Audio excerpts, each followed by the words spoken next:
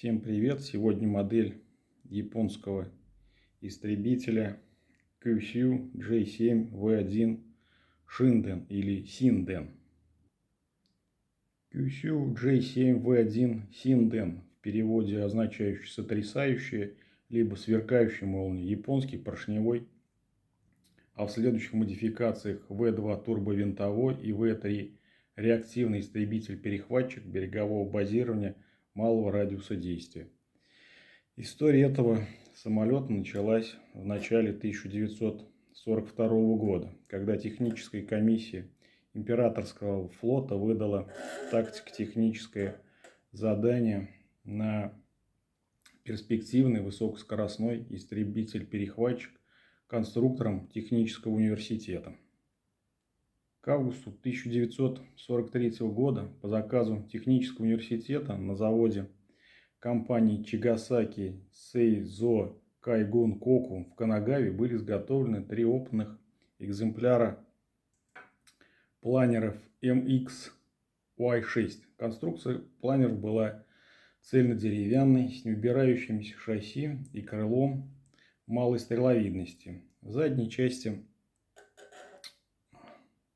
консоли были расположены плоскости курсовой стабилизации. В передней части фюзеляжа были установлены горизонтальные стабилизаторы с рулями высоты. В начале 1944 года были произведены несколько тестовых полетов планеров Кугисе MX-Y6, оснащенных небольшими четырехцилиндровыми двигателями воздушного охлаждения мощностью 22 лошадиных силы с двухлопастным толкающим винтом малого диаметра. Однако руководство Кайгун Коку Хомбу не стало дожидаться окончания полного цикла летных испытаний. Сразу после подтверждения состоятельности концепции схемы утка, компания с подачи технической комиссии флота разместила заказы на разработку 2 первых прототипов Синдена фирме Kyushu, но уже в рамках другой спецификации 18 Си-Оцу Тиб-Б. Компания никогда прежде не имела опыта в разработке высокоскоростных самолетов, но зато обладала свободными конструкторскими мощностями. Тем не менее, флот решил передать в помощь фирме часть сотрудников Кугисе во главе с капитаном технического штаба японского флота Цуруно Масаюси. Истребитель Kyushu J7V1 Синден имел такую же компоновочную схему, что и экспериментальный планер MX-Y6.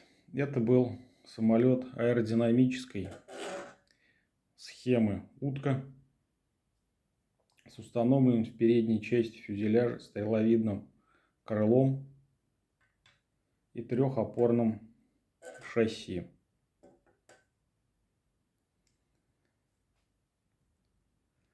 Основным материалом был дюралюминий. В фюзеляже между консолями были установлены 4 пушки калибра 30 мм, поскольку бомбардировщики, имеющие большой запас живучести,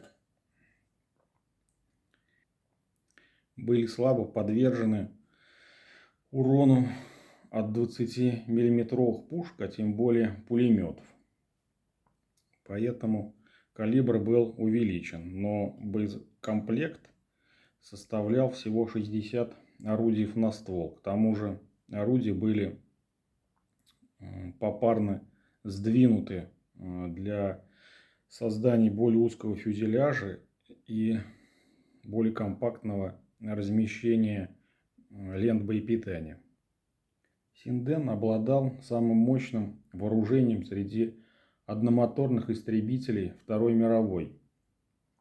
Мало того, он мог составить конкуренцию и тяжело вооруженным двухмоторным истребителям. С самого начала испытаний возникали проблемы с охлаждением двигателя. Вот эти воздухозаборники не обеспечивали достаточного воздушного потока для охлаждения двигателя, особенно на малых скоростях. Вот это большой воздухозаборник, это для охлаждения двигателя, а вот за ним малый, это для охлаждения масла. Первый полет состоялся 3 августа 1945 года под управлением капитана Цурона. Еще 2 полета были совершены 6 и 8 августа, каждой продолжительностью около 15 минут. Во время полетов была произведена оценка базовой управляемости самолета, и во время испытаний шасси никогда не убиралось. Всего до капитуляции Японии в 3 вылетах полет составил 45 минут, но даже в них возникали проблемы из-за сильного реактивного момента винта и вибрации длинного вала двигателя. Перед первым полетом из-за большого вращающего момента винта нос самолета сильно задрался вверх, и винт был погнут о взлетную полосу. Чтобы в будущем этого избежать, на этих плоскостях были добавлены вот эти небольшие шасси. Прототип самолета был захвачен американскими морскими пехотинцами, которые обнаружили, что остекление кабины пилота снято, а панели обшивки повреждены.